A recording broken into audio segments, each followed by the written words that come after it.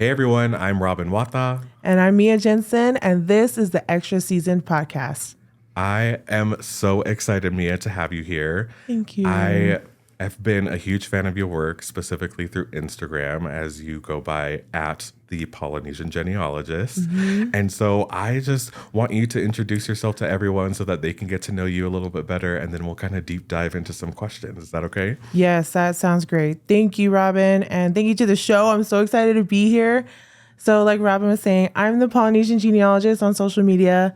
I was born and raised originally in Laie, Hawaii, and my ancestral background includes Samoan, Hawaiian, Japanese, and German, and a few other, I'm sure as you know, with especially a lot of us Pacific Islanders and those who are mixed, we have a lot of ancestral backgrounds that we come from. And I love that you claim all of it. I feel Thank like a lot of you, people yes. are just like, I'm talking or I'm just someone, but I'm like, you are always like, no, I have multiple Yes. heritages, and I love that. Yes. Well, it makes me think too, like, I don't want to discredit those pieces of who I really am and where I come from. So yeah, I'm proud of all of them and grateful that all these ancestors came together so that I could exist. So That's they so all cool. deserve to be acknowledged in my opinion. So, but yeah, I currently work right now in the intersection of genealogy, technology, and business. That is my drive right now. You do it all. I try. I'm trying and I'm working towards it, right? And so my background, I got my degree from BYU in family history and genealogy with a specialty in Polynesian family history work. And just last year, I decided to pivot my career a little bit into tech because as you know, as we see with all the cameras and stuff here, everything underlying every industry is technology. And because I love to be forward thinking, I want to use what is helping us to move forward, which is tech, and marrying genealogy and tech together for Pacific Islanders is what I want to do. And I start my MBA next month. And so I'm exciting. Yeah, I'm super stoked. So, I'm really working hard to lay this foundation, make it even more solid and sure for me so that I can make all these crazy ideas and dreams that I have come true. So that's where I'm at That today. is so cool. But Thank no, you. I am so glad to have you on here just because this isn't the first time we've technically interviewed. Yeah. The first time that I personally met you was when I was working on Pacificus, which was a magazine I launched that highlighted Pasifika creatives. And look, you brought it. I brought the magazine because I'm so proud of what you've done. Thank you. I'm not going to cry. I'm so proud of what you do. And so I hope you're proud of your work and proud of what you're helping to carry on. And it truly was a magical experience working with you at that time back in 2021. I can't believe it's already I know. I been can't several believe it's years. been that long. Yeah. I think what's so crazy is like you were just talking about how there is just like this mixture of tech and genealogy. And I mean, I've been following you for multiple years, like even before 2021. And you always say something along the lines of like, choose to be a good ancestor today. Yes. And I think just like looking at your posts and seeing your stories, I don't know, it kind of like sparked the idea of the magazine or like things that I wanted to implement in my family. Cause I was like, we need to document this. Like we need to have this not for now, but for later. And I think that's kind of what's influenced my decision to start a podcast. Cause I'm like, it's one thing to, I don't know, like put it down on paper, but as we're advancing technologically, Yes. I want to be able to have people reference this later on in the future. And so I'm just really appreciative of the work that you do, and you deserve all the hype. Go follow her now. Thank you. Thank you. And I want to add a little note to what you're saying too. There's so much power, as you and I both know from our ancestors, in the spoken word. I think a medium for us as Pacific Islanders to connect to one another, connect to our ancestors, is through the things that we hear and feel. And so that's why I love podcasts, because I'm like, this resonates with what has been ancestrally done for generations. And so I feel like this is exactly in line with what you want to do in connecting to your ancestors and also carrying forward your legacy. So No, I love that. it's awesome. And I think just with the first time that we had met and we worked on your interview in Pacificus, we did a photo shoot with George Ngatuvai. Yes. And he had you in cultural traditional wear for Samoan culture.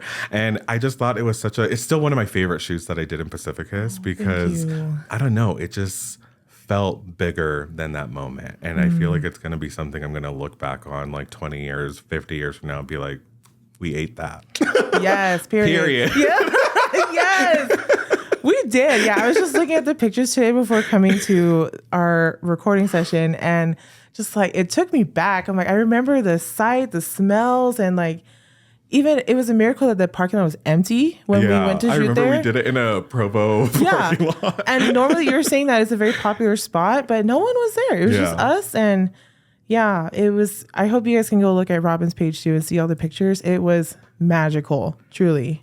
No, for sure. And so I don't know, when I started the idea of kind of like creating this podcast, you were like one of the first people I thought of. And I'm so glad that you accepted my invitation. I'm honored. And so I'm just hoping that through this interview that more people can be introduced to the amazing work that you're doing and hopefully get inspired to work on their own family history and understand the importance of it.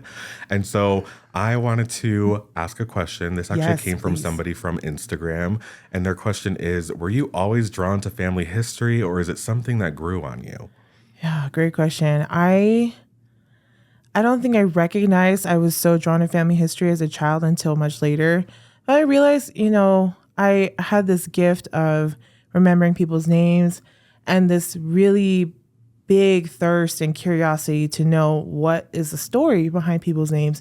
As you know, in our cultures, we have a lot of naming conventions. We believe in how names are passed down, where they come from, and the power behind the names. There's meaning behind it. Yes, there's meaning. There's always a story behind the names. And so ever since I realized that as a kid, I was like, everybody has a story. And that sounds cheesy now saying it, but at a young, impressionable age, I was like, this is so true. So I was constantly asking people, oh, how'd you get your name? I want to hear, tell me more about it. And so what's funny, because I know that we're very traditional from a cultural sense, but there's so many people who will just be like, oh, my dad was a big fan of this artist and they named me after this person. I'm like, that's still a story, Yes, it may not be after a family member or something, but I'm like, it's so cool that they had that much of a sincere love for that individual. They were like, I'm going to name my child after them. Yep, I'm going to name them after them. This is really important to me. It reminds me of, not to throw my mom under the bus or my grandma, but my mom, I asked her, because her name is Melissa. Shout out to my mom. Hi, Mom. And I was like, Mom, how'd you get your name? I don't see any other Melissa in our family lines. It's very not Hawaiian or Japanese at all. And so I was like, Mom, where did this come from? And she said, oh, your grandma was watching a soap opera and really liked the name Melissa. And so that's how she got her name. That's the one. That's the one for my baby. And I was like, oh, okay. And it's funny. Do you know what soap opera? I don't remember. I should know. Sorry, Mom. I should know. I will follow up and maybe make a post about it. You remember that? So yeah, and it's funny because years later when one of my siblings, my mom was pregnant with my sibling, and it's me and my sister Taylor and then our sibling. And so we were wondering what kind of name should our sibling have? And both Taylor and I were watching a movie and the name Cedar came up. And so that's how we named our sibling. Oh, no way. Through a movie. And so I guess that's tradition for something you inherited. Yeah, something, I don't know, but that's how that happened. So yeah. No, that's so cool. And so I am just kind of curious, why do you feel like it is so important for us to connect with our ancestors and learn about our roots? I mean, you kind of just gave a little explanation for how names are given to families. But I mean, for you, what is the importance of learning about genealogy and family history today? Yeah. Ooh, I love that question so much. There's a lot of reasons why I think we should all connect to our roots. And one of the main ones being, if you don't know where you come from, it's hard to know where you're going to go, right? Yeah. I know that, again, that sounds so cliche, but it really is true. If you have, there's proof and research that when children know the foundation of where their parents come from, understand the background and the context of their parents and their grandparents and their family history, they perform better in school. They are better in their mental and emotional health. They have greater resilience. And so there's a lot of great benefits of knowing where you come from and who your ancestors are. I think, too, it's important to know because there's a lot of things that, I don't know about you, but there's a lot of things I did not at least I don't think I chose to inherit a lot of the things that I did. And that includes a lot of the trauma in my family history. Yeah. That includes a lot of the grief and the hardships that we experience, and even the health problems. Like, I don't remember, before coming here to this earth, like ever saying, yeah, I want diabetes in my veins. I want these health issues. I want to struggle mentally and emotionally because that's what my family struggles with. There's so much that is not in our control that we have inherited right at the beginning, and understanding where those things come from also can give us a lot of comfort and resilience and hope to change what we've been given. Yeah, and change like the results of what may have, I don't know, ended somebody's life, like in your family tree or something like that. It kind of just reminds me of, I don't know, I think you did a podcast, and I think you posted about this recently, of like a doctor who talked about how poverty kind of influences just like your overall well-being. Oh, yeah. And how that is something that can be passed down due to not being able to build generational wealth and things like that. And so I thought it was such an interesting thing that I wouldn't have connected that with family history and the circumstances that I am kind of being dealt, or the cards that I'm being dealt right now. Yes. If that makes sense.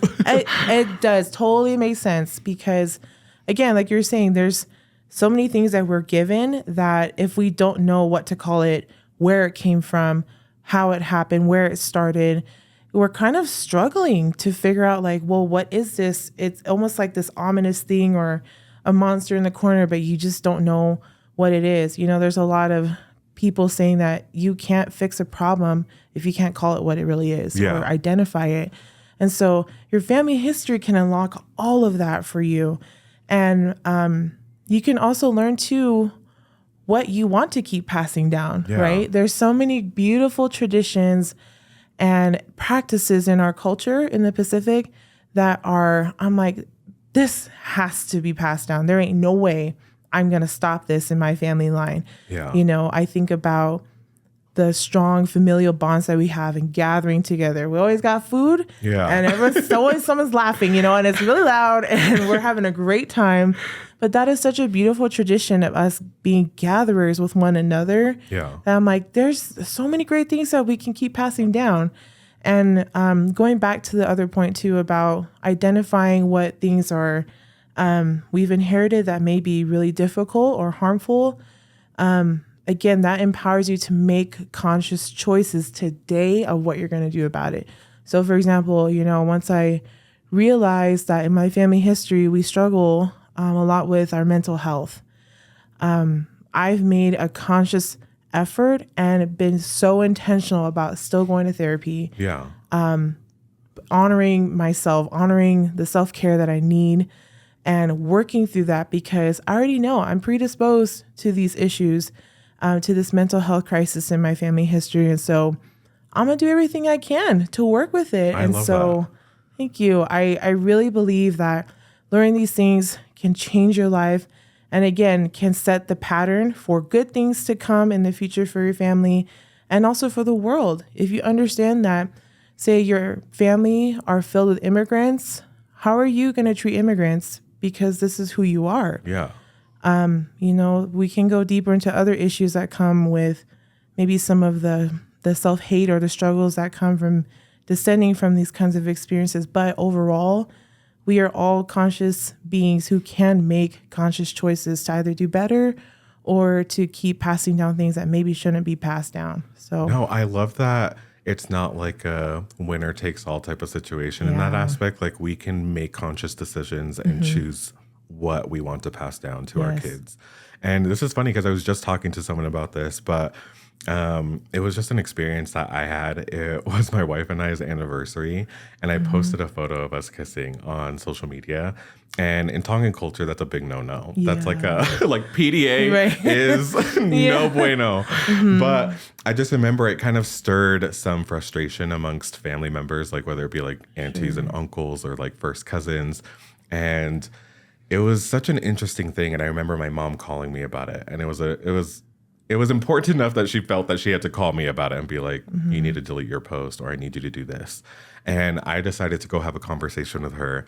And she was just like, it is like disrespectful. Like, you're not supposed to do stuff like that. You're not supposed to show affection for your spouse on a, like, in public like that. And I get it to an extent. And for me, I had to kind of break it down and say, Mom, it's interesting because, like, my parents got divorced when I was 15. And I told her, I was like, I don't think within my 15 years of life had I seen, like, you and Dad show affection for each other. And that obviously didn't work for you. And for me, I think coming into my adulthood and when I started dating, or like my wife, and when we decided that we were going to get married, I had made a conscious decision that I was going to show affection for my wife. And I don't know why I'm getting emotional about that, but like, if I want to love on my wife, I'm going to love on my wife. And if people are going to hate me for that, I feel bad for them, because I'm like, we should be able to do that. And it's interesting because it's such like a deeply rooted Tongan aspect of culture as far as like showing respect for those around you. But that was something that I was like, you know what? Like, I can live without that. It's okay. And people may hate me for that. You guys may cancel me for that. I don't care. I'm going to love on my wife. I'm going to brag about her.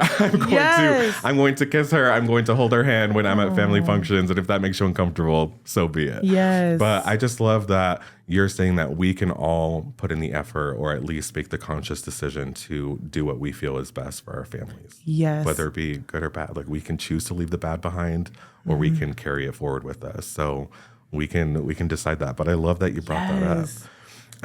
I real quick, I want to comment on that too. I feel like there's a lot that comes with being indigenous, right? And you and I are both indigenous too, and there's so many layers. Exactly.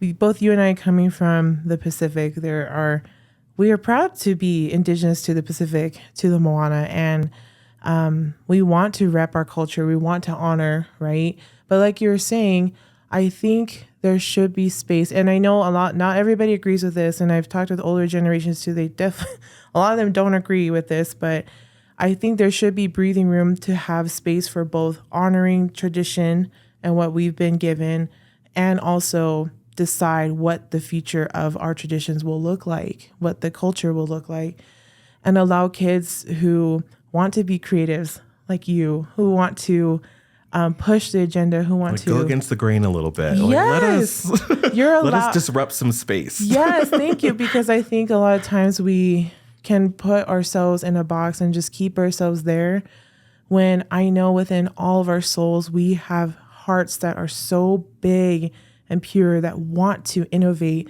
that want to create, that want to take up space.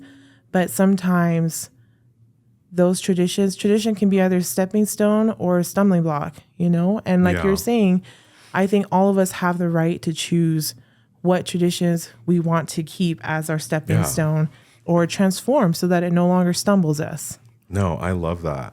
And so, I mean, again, like you said, there's just so many layers to being indigenous, being Pasifika. And again, like, even from island to island, those rules are going to be different. And family to family, they're going to be applied differently as well. And so it's just a really cool thing to kind of unpack. But that's why you're here. That's why you're the professional. Thank you. Why you're on this podcast. Thank you. But something that I was curious about is, like, what's something interesting that you've learned about your own family tree? Or is there something, I don't know, like a crazy story, or like some tea? Some tea. Is there any tea from your family tree that you've come across?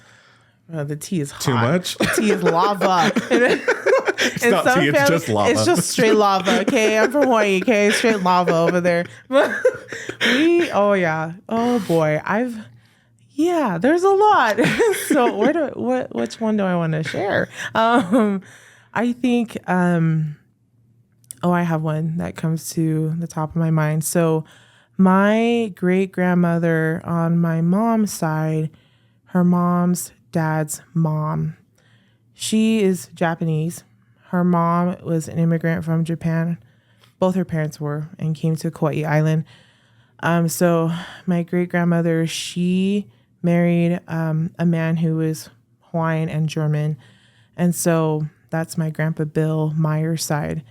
she did not want any of her children to marry Hawaiians. But why? Yeah, I'll get to that for sure. Yeah, because that was at first. When I heard that, I was like, "What do you mean she didn't want?" And how did you figure that out, or how did you? Yeah. Okay. Yeah, I'll definitely get to that. Sorry, yeah, I'm jumping the gun. You're good. No, I'm so glad you're asking. These are great questions. It just shows me, you're interested. It's good stuff. So when I heard that, I was shocked. I was like, where did that come from? She married a man who was Hawaiian. Why does she not want her children to marry Hawaiians? So my grandma, Teresa, she married her husband, Bruce, who was their son. And my grandma, Teresa, is Hawaiian, full-blooded Hawaiian. And so my great-grandma was not happy. Her name is Chio, by the way. I love that name. I know, like Chio. Yeah. So Grandma Chio was not happy, and there was some strife between them. And years later, though, they were able to make up, and they were great. But I was looking through some family journals, and which was my aunt's journals that she inherited from her mom, Grandma Chio. And so I was digging through this huge box that she had, reading through all these journals that my Grandma Chio kept. I was finding some stuff, but nothing that really clicked. And to be honest, I wasn't looking for why did my grandma have such strong bias towards Hawaii. About her. Exactly. I was like, I just want to learn more about Grandma Chio. And then I stumbled upon a typed out interview that she had with her son. And she fully explained the reason why I struggled with this is because when we were living on Kauai Island when I was a child, I was treated poorly by other Hawaiians there. And they did not, they would beat them up. They would beat up other Japanese people. And there were a lot of contention between them. And you have to remember, this is around World War II when Japan bombed Pearl Harbor. So this is the time that my great grandma was living through. And so there obviously was a lot of Japanese people, and there still are in Hawaii, but that didn't mean that there wouldn't be prejudice and even racism. And so she experienced that, and she did not like that experience. And it kind of built her bias in that aspect. Exactly. And when I found that, I had so much more compassion for her. Yeah. Doesn't mean that I agree with her choices. Doesn't mean you that, understood but where I'm she was coming from. I get where you're coming from now. I get it now. And I can see that throughout their lives, both my grandma, Teresa, and my great-grandma, Chio, how they reconciled with each other and grew such a deep love for one another because they truly learned about who one another was rather than focusing on, I'm stonewalling our relationship because of what I experienced when I was younger. It doesn't mean that every Hawaiian was bad. And so she learned that, and I just was like, wow, this was a great discovery. I was so happy I got an answer. And I feel like it makes it so much more tangible. This was a real person who had real experiences, real trials, real emotions, and I don't know. I think there's just I feel like that was just an aha moment to be able to read something like that. I don't feel like I've been able to read anybody's journals in my family. Yeah. I don't feel like anybody would want to write any of their thoughts down like that. Yeah, and that's okay. Yeah, I find that a lot too with a lot of families, especially Pacific Islander families, which I've found interesting that there's quite a few of us that don't write things down. Yeah. So I wonder what? I mean, I don't, but we got this podcast. Okay. This is recorded. Yes, this is a record.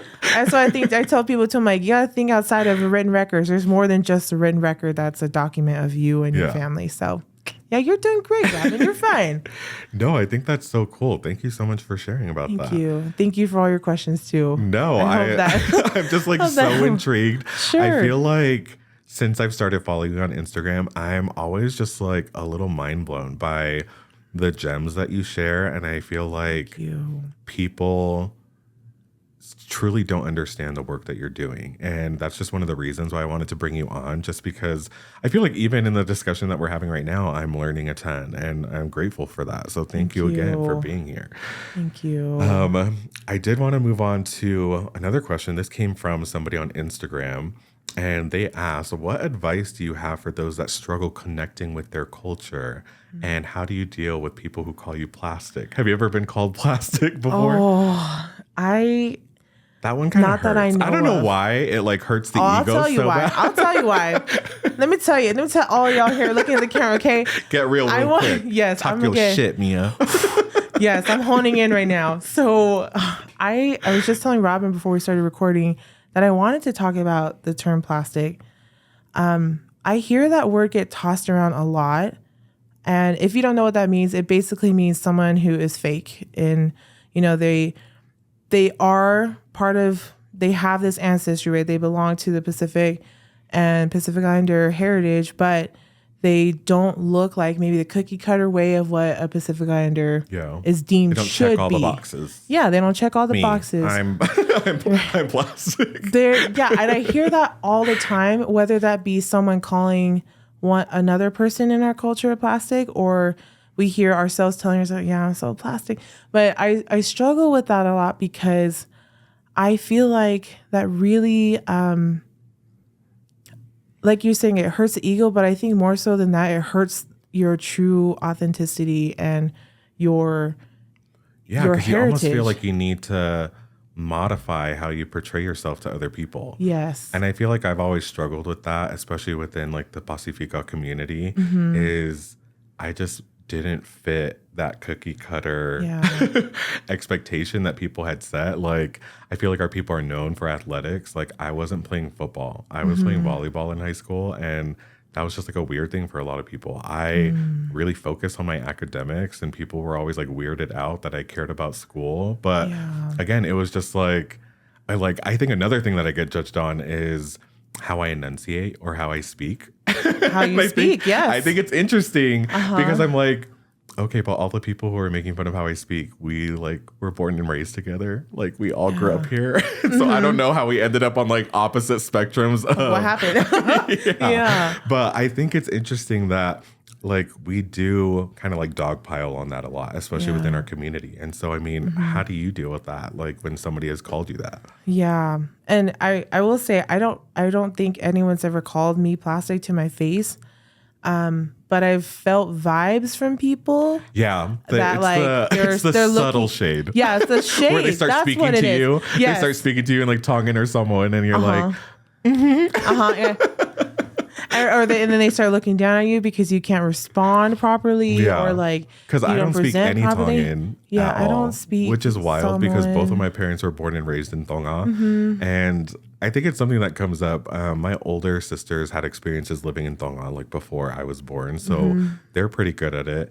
But for me, like, I just remember growing up and my dad being so strict about us speaking English. And I think from his personal experiences, like, he struggled like fitting in because of his accent. Yeah. But again, I was talking to somebody about this because I mentioned that you were coming on the podcast, and this was like a question that came up. But I was telling them, I was like, if you were having a conversation with my dad, you would not be able to say if he was from the islands, because he like completely got rid of his accent. Like, wherever it went, I don't know what happened to it, but he like assimilated to American culture in a way that I feel like a lot of islanders aren't able to do. And I was like, my dad speaks like perfect English.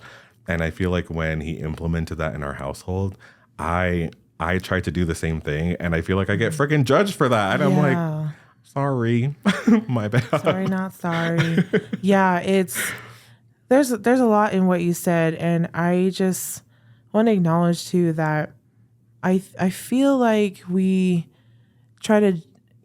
I guess what I'm thinking of is internalized racism. Have you heard that term before? Yeah. So basically, if you don't know what that means, it's a term that is, instead of experiencing racism outside of ourselves, we experience it within ourselves, where we hate who we are. We hate the race that we are. We hate all that comes with it as well, the culture, so that you want to change who you actually are, naturally are.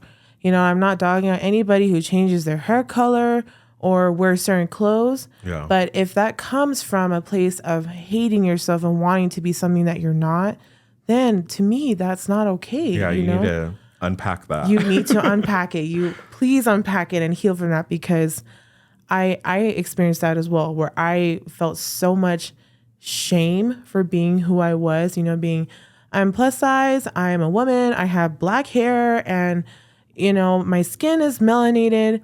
I felt so much shame about that, especially coming out here to school in Utah. And which is funny because a lot of people wanted to be like me when I came here. Yeah, they want your melanated Yeah, they're skin. like, oh, I love your skin. I want that color. I love your haircut. I want that hair color. And it's funny because I didn't want that. And so I was giving away my power when I learned to hate myself that way. And so I feel like calling yourself plastic or even calling one another plastic is internalized racism, is racism within our own community. And it just breaks my heart, and I want people to feel comfortable in their skin, feel comfortable with being who they are, what they've, inherited physically from their family, and even traits like speaking proper English. There should not be a definition, I think, on what constitutes a proper Tongan, a proper Samoan, a correct Samoan, a correct Hawaiian. Because it's who we are. It's not. If you already have Hawaiian blood, you're Hawaiian, period. I don't care if your hair is blonde, if your eyes are blue, you're Hawaiian, period, Yeah. And that's that, in my opinion. And so I think, especially as Pasifika, if we want to strengthen ourselves, if we want better representation, if we want to soar at great heights and do great things, we have to work on the call that's coming from inside ourselves and in the house, Yeah. and really unpack that. And you can do that through knowing your family history. I always come back Yes. to you can do that by knowing your family history, truly All roads embracing lead it. to family history. Period. Yep. For me, at least. Yes.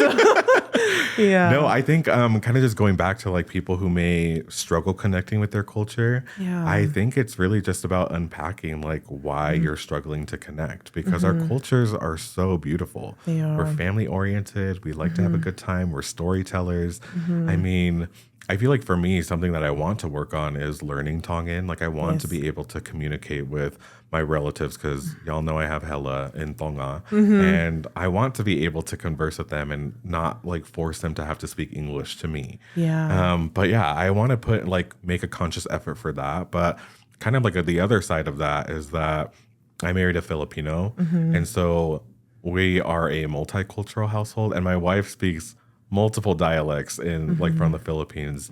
And so we speak a lot because I served like my LDS mission out there. And so I try to help out in that aspect, but I'm not pulling my weight as much as I should be. So I kind of just think of those things that I'm just like, I want my kids to be able to embrace like both parts of their culture on both sides, their Tongan and their Filipino side. And we've been able to focus a little bit on like the Filipino side a little bit more because my wife was born and raised there, but Tonga's going to come through. I'm going to learn some. Yes. I want to make a comment on what you said too about learning your mother tongue. My good friend Jake Fiti Semanu, he is a local politician here in Salt Lake City. Yeah. And he's a great friend. If you didn't know him, go follow him. I love him. And when I was talking to him about being Samoan, and because he's Samoan and he's very proud, and I was preparing for a trip to go to Samoa for work a few years ago. And I met up with him and I was telling him how insecure I felt about not knowing how to speak Samoan. Yeah. And that I'm Samoan and that I'm going to Samoa and I don't know, like. I know. I went to besides Tonga for the Talofa first and- time in 2018, and I was so paranoid about it. I was Right? like, oh shit. Like, they're gonna I can't come even for me. order anything Yeah, at, yeah. like at a restaurant. I Yes. can't go out by myself because I have no idea what people are saying. Yeah. But I made do. There you go. Yeah. And that's exactly, you make do. But I love too what Jake said to me in that conversation when I expressed my insecurities. And he said, and it changed my whole perspective. And I hope it does for you too, Robin, and anybody else listening. He said, you're not learning someone, you're remembering someone. Because it's in you already. It's in your tongue. We're surrounded by it, And you're surrounded by it. Yes. And you're surrounded by your ancestors who I have no doubt want to help you remember. And so as you are surrounding yourself, exposing yourself more to your mother tongue, it will be remembered and be expressed. Again, and that's so, just another conscious effort that we can put in where it's like, rather than tuning out, like I can pay attention to what words I can catch on. Yes. Hey, I'll work on it, Mia. Yes, you're Thanks. remembering. You're welcome, Robin. I got you. Everybody, you're remembering. It's okay.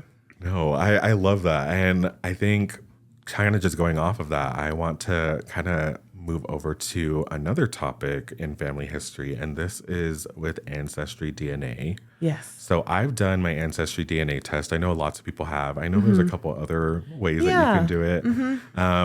I can't remember all the companies off the top of my There's head. a lot. Yeah. There's a lot.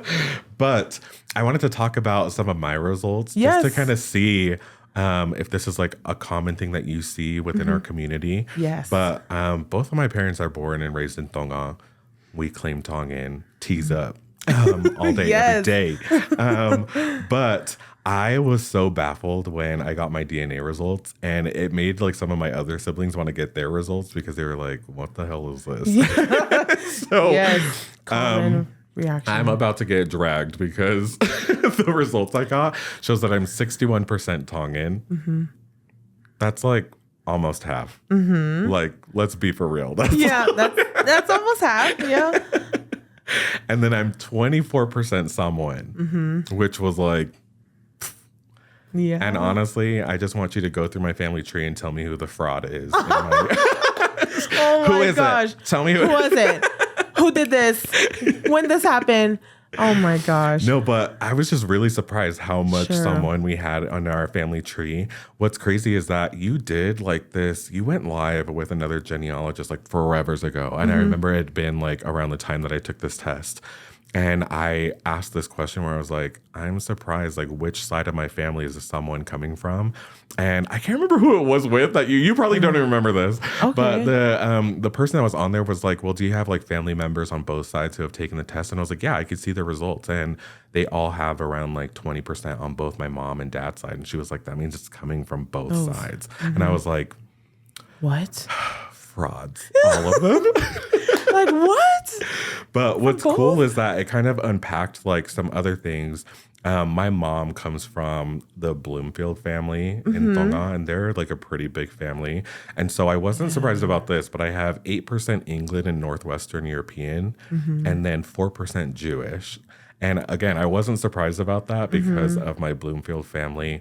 And then I got 1% 1% Hawaiian, 1% Melanesian, and 1% Maori. Okay. So like I'm like 88% Pacific Islander. Yes. So I'm like qualified. Do I get a blue check mark for that? Period. But yes. I mean, I think this is interesting because I think like in my perspective, I was always just Tongan. Like that's it.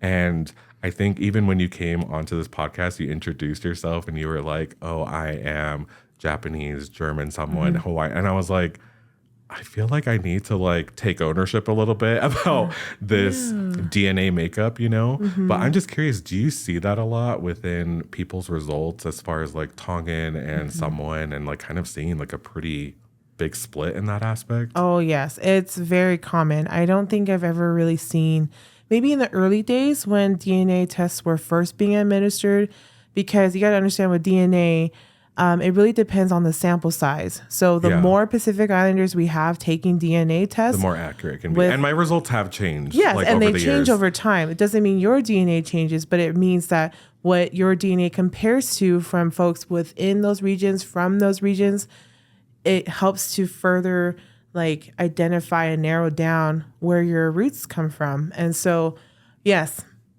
short answer, yes. I see so many kinds of results like yours that just blow people's mind and make them question a lot and maybe have like identity crisis. And I just want to validate, if that happens to you, that's totally normal. Because I dig into family history and even more. Even more. I was just about to say that. I was like, let this also be a time of exploration and curiosity for you. Because like you're saying, like it can be healing. Yes, it can be healing. And I wanted to ask you too, like, would you have ever looked into Samoa this way or looked at Samoan culture this way if you didn't know that this is where your family came from? I love that you bring this up because I feel like for me growing up and just being like claiming Tongan heritage, you know, I mean, we are in spaces with Tongans and Samoans all day, every day. But for me, it was always like a them thing. And now I kind of look at it and I'm like, I want to learn more about that because it's a part of me. It's us. Yeah. It went from them to us. And I just think that was kind of like a cool mental shift to have where it wasn't just about me being Tongan, and it was about embracing all the little pieces of me because, like, again, I knew about my English ancestry, like from our Bloomfield family. If you guys don't know, there's a lot of English last names in Tonga, like you have the Wolfgrams. Okay, shout out to the Wolfgrams. I love you guys. Wolfgrams, Bloomfields, they're out and about. But I just thought it was such a cool revelation for myself to have. And so I encourage any of you guys, if you are curious, definitely put in the time and the effort. Wait until Black Friday because that's when it's the cheapest. Yes, Black Friday, Mother's Day, Father's Day, anniversary, Ruth tag. Like, if you ever want a sale, come talk to me and I'll let you know when to go buy it. So, period.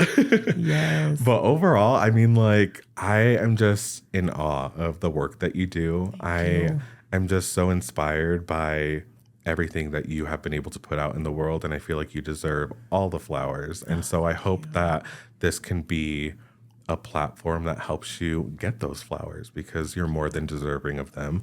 But thank you so much for the breakdown, for having a good time, just chopping it up with me. Go ahead and let people know where they can find you on the internet and social media so that they can help you out in that aspect and follow you. Thank you. Yeah, everybody, you can follow me on Instagram, TikTok, Facebook, Twitter even, or X, whatever Elon calls it. Twitter. It's Twitter still. Twitter. You can follow me on Twitter too. And you can find me with the title, The Polynesian Genealogist. And I hope you all come to my page. And even if you're not Pasifika, I still invite you to come because there's so much we can learn from each other. Yeah. And that's what again, just putting this out there that family history dissolves these barriers we may have with one another, like you were mentioning. It's no longer, oh, it's just them or those other people. It becomes us because our experiences are a lot more shared and closer to home than we realize. But if we can learn those things, I truly believe it can heal ourselves, our communities, and the whole world. So thanks so much, Miya. Thank you, Robin.